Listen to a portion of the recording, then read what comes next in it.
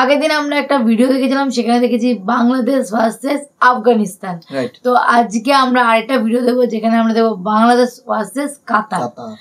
আগের দিনের ভিডিওটা তোমরা অনেকেই খুবই পছন্দ করেছো, তো ভাবলাম আরেকটা দুই দেশের মধ্যে তুলনা করা যাক, মানে কোন দেশ অর্থনৈতিক দিক দিয়ে এগিয়ে আছে বা আয়তনের দিক থেকে বা কালচারের দিক থেকে সমস্ত দিক দিয়ে কোন দেশ এগিয়ে আছে, তো সেটাই এই ভিডিওতে আমরা দেখবো। সেই টপিকের উপরে ভিডিও, আগের দিনও দেখেছিলাম এরকম টপিকের উপরে একটা ভিডিও, তো আজকেও দেখতে বসেছি। চলো ভিডিওটা আগে রিঅ্যাক্ট করা যাক। চলো।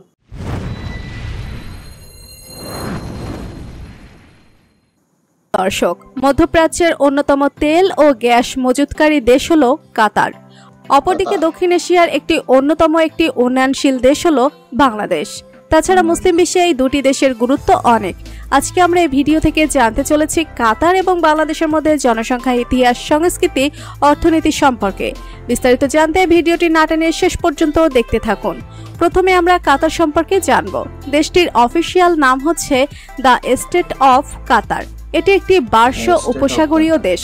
কাতারের দক্ষিণে সৌদি আরবিয়া এবং এর পশ্চিমে দ্বীপ রাষ্ট্র বাহরাইন অবস্থিত। দেশটির মোট আয়তন হচ্ছে 11,571 বর্গ কিলোমিটার। আয়তনের দিক থেকে কাতার হচ্ছে পৃথিবীর 51তম ক্ষুদ্র রাষ্ট্র। বর্তমানে দেশটির জনসংখ্যা প্রায় 28 লক্ষ। এর মধ্যে মাত্র 3 লক্ষ মানুষ কাতারের নাগরিক এবং বাকিরা প্রবাসী। দেশটির মানুষের রাষ্ট্রীয় ভাষা হচ্ছে আরবি। কাতার হচ্ছে একটি ইসলাম প্রধান দেশ। দেশটিতে প্রায় 66% মানুষ ইসলাম ধর্মের অনুসারী এবং বাকি 34% মানুষ খ্রিস্টান ধর্ম, হিন্দু ধর্ম ও অন্যান্য ধর্মের অনুসারী। কাতার হচ্ছে একটি শুষ্ক মরু এলাকা। কাতারের বেশিরভাগ মানুষ রাজধানী দোহাতে বসবাস করে। তো বন্ধুরা, এটাই ছিল কাতার সম্পর্কে কিছু সাধারণ তথ্য। এবার আমরা জানবো কাতারের ইতিহাস ও অর্থনীতি সম্পর্কে। দেশটিতে খনিজ তেল ও প্রাকৃতিক গ্যাসের বিশাল মজুত রয়েছে এবং এই প্রাকৃতিক সম্পদের কারণে দেশটির অর্থনৈতিক অবস্থা অত্যন্ত সমৃদ্ধ। 18 শতকের শেষভাগ থেকে আলথানি গোত্রের লোকেরা কাতার অঞ্চলটিকে একটি আমিলাত হিসেবে শাসন করে। এরপর 20 শতাব্দীর শুরু থেকে দেশটি ব্রিটিশদের হাতে 1971 সালে দেশটি ব্রিটিশদের কাছ থেকে পূর্ণ স্বাধীনতা লাভ করে। তবে 20 শতাব্দীর মধ্যভাগ পর্যন্ত এটি একটি অতি দরিদ্র দেশ ছিল। ওই সময় দেশটিতে পেট্রোলিয়ামের আবিষ্কৃত হয় এবং এই প্রাকৃতিক সম্পদগুলো উত্তোলন শুরু হয়। 2024 সালে কাতারের মতো জিডিপি হচ্ছে 245 বিলিয়ন মার্কিন ডলার এবং কাতারের একজন সাধারণ মানুষের মাথাপিছু আয় হচ্ছে 81,400 মার্কিন ডলার। বর্তমানে মাথাপিছু আয়ের হিসেবে কাতার বিশ্বের সবথেকে ধনী 10টি দেশের মধ্যে রয়েছে। তবে কাতারের অর্থনীতি শুধু তেল ও গ্যাসের মধ্যে নির্ভর নয়। বর্তমানে কাতার 40টিরও বেশি দেশের প্রায় 400 বিলিয়ন ডলারেরও বেশি বিনিয়োগ করেছে। এছাড়াও কাতারের বিমান সংস্থা কাতার এয়ারলাইন্স পৃথিবীর সবথেকে সেরা বিমান কোম্পানি। 90 দশকের পর থেকে কাতার তাদের শক্তি ও সামর্থ্য বৃদ্ধির দিকে নজর দেয় এবং এই লক্ষ্যে তারা আল জাজিরা মিডিয়া নেটওয়ার্ক প্রতিষ্ঠা করে, যেটি বর্তমানে পৃথিবীর অন্যতম একটি মিডিয়া নেটওয়ার্ক। দেশটির সরকারি মুদ্রার নাম হচ্ছে কাতারি রিয়াল এবং বর্তমানে 1 মার্কিন ডলার সমান কাতারের 3.5 রিয়াল। বিশ্বের সামরিক র্যাঙ্কিংয়ে কাতার 63 নম্বরে রয়েছে এবং ফিফা র্যাঙ্কিংয়ে কাতার রয়েছে 34 নম্বরের স্থানে। এছাড়া পৃথিবীর নিরাপদ দেশগুলোর মধ্যে অন্যতম একটি হচ্ছে কাতার। তো বন্ধুরা, এটাই ছিল কাতার সম্পর্কে ইনফরমেশন। এবার আমরা জানবো বাংলাদেশ সম্পর্কে।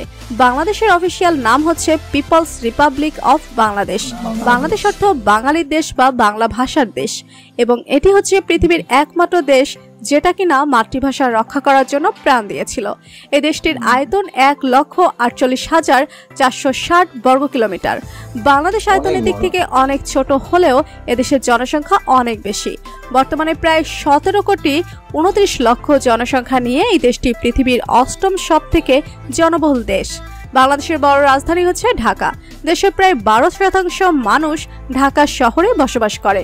1947 সালে ভারত ভাগ হওয়ার পর থেকে বাংলাদেশ পাকিস্তানের একটি অংশ ছিল। এরপর 1971 সালে দীর্ঘ 9 মাস যুদ্ধ করার পর বাংলাদেশ একটি স্বাধীন রাষ্ট্রে পরিণত হয়। বাংলাদেশ পৃথিবীর 4র্থতম মুসলিম প্রধান দেশ। এখানে প্রায় 90% মানুষ ইসলাম ধর্মের অনুসারী এবং বাকি 10% মানুষ হিন্দু ধর্ম, বৌদ্ধ ধর্ম ও অন্যান্য ধর্মের অনুসারী। তো বন্ধুরা, এটা ছিল বাংলাদেশ সম্পর্কে সাধারণ কিছু তথ্য। এবার আমরা জানবো বাংলাদেশের অর্থনীতি সম্পর্কে। ভারতের পর দক্ষিণ এশিয়ার দ্বিতীয় সবথেকে অর্থনৈতিক দেশ হচ্ছে বাংলাদেশ। বাংলাদেশের অর্থনীতির প্রধান উৎস হচ্ছে কৃষি, পোশাক শিল্প ও প্রবাসী রেমিডেন্সের উপর নির্ভর। 2024 সাল অনুযায়ী বাংলাদেশের মোট জিডিপি হচ্ছে 455 বিলিয়ন মার্কিন ডলার এবং বর্তমানে বাংলাদেশের একজন সাধারণ মানুষের মাথাপিছু আয় হচ্ছে 2684 মার্কিন ডলার।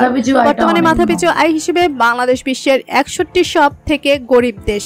বাংলাদেশি সরকারি মুদ্রার নাম হচ্ছে টাকা এবং বর্তমানে 1 মার্কিন ডলার সমান বাংলাদেশি 118 টাকা। বিশ্বের সামরিক র্যাঙ্কিংয়ে বাংলাদেশ রয়েছে 37 নম্বরে এবং ফিফা র্যাঙ্কিংয়ে বাংলাদেশ রয়েছে 184 নম্বর অবস্থানে। তবে বাংলাদেশের মানুষের সবথেকে পছন্দের খেলা হচ্ছে ক্রিকেট। তো বন্ধুরা, কাতার এবং বাংলাদেশের মধ্যে কোন দেশটি আপনার ভালো লাগে জানিয়ে দিন কমেন্ট করে। আপাতত বাংলাদেশ নিয়ে অনেক ভিডিও দেখেছি, তো বাংলাদেশটাই আমার কাছে একটু বেশি ভালো লাগে এখন। কাতারের ভিডিও তো সেইভাবে দেখিনি। আর বাংলাদেশ সত্যি অনেক সুন্দর জায়গা, দেখার মতন অনেক কিছু আছে। প্রাকৃতিক সৌন্দর্য যদি কোথাও থাকে, যে কটা ভিডিও দেখেছি বাংলাদেশের সাথে, সেটা বাংলাদেশেই আছে একদম। অন্য দেশে তো ডেভেলপ হতে পারে, সবকিছু নিয়ে হয়তো অন্যান্য দেশ নেই, কিন্তু বাংলাদেশে অনেক কিছু আছে। প্রাকৃতিক সৌন্দর্য অনেক আছে। বাঙালি থাকে তো বাঙালির মধ্যে একটা মানসিকতা, বাঙালির আন্তরিকতা, খাওয়া দাওয়া, ভোজন রসিক, মানে সব দিক দিয়ে কিন্তু বাঙালির মধ্যে একটা অন্যই একটা আমেজ আছে, এটা বলতে হবে। আমরা বাঙালি তো আমরা জানি সেটা। আর এদিক দিয়ে দেখতে গেলে কাতার কিন্তু মানে অর্থনৈতিক দিক থেকে, জিডিপির দিক থেকে কিন্তু কম, কিন্তু মাথাপিছু আয়ের দিকে অনেকই বেশি। তো মানে খারাপ ভালো মিলিয়েই তো বিষয় থাকে। তো ভালো লাগলো, আশা করি সবকিছু ঠিক হয়ে যাবে পরিস্থিতি, সেটাই। তো যাই হোক, ভালো লাগলো ভিডিওটা।